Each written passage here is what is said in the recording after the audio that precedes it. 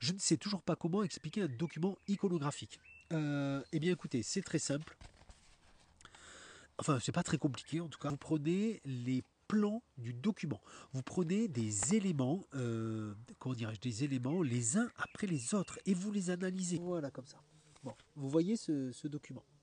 D'accord. Donc je l'ai proposé en analyse de doc. Bon, je fais bien sûr le corrigé en entier dans ce livre. Vous voyez par exemple pourquoi j'ai choisi cette photo. On remarque trois éléments vraiment sur cette photo. Même quatre éléments. D'abord au premier plan, il y a la lagune. Voilà, donc vous prenez la lagune au premier plan et vous allez dire que ben, c'est un site fragile, que l'installation de Venise sur la lagune date du 8e siècle, etc. D'accord. Ensuite, toujours au premier plan, on pourrait dire qu'il y a une foule. Eh bien, cette foule-là, alors attention, hein, ce document n'est pas tout seul, vous aurez forcément un grand texte avec. Cette foule-là, ben, vous allez expliquer la notion de surtourisme. Vous allez dire, voilà, Venise accueille entre 27 et 30 millions de touristes chaque année, blablabla. Blablabla. Ensuite, on voit très bien le palais des Doges.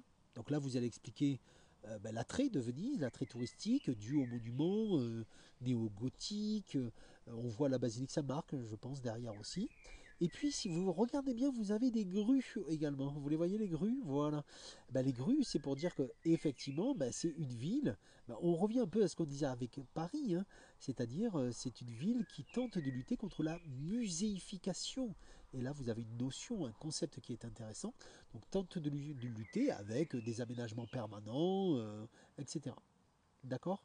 Alors, bien sûr, comme ça peut vous paraître comment dirais-je, un peu sec. Mais n'oubliez pas que vous avez aussi un, un texte avec. Ok. Dites-moi si c'est bon quand j'explique quelque chose.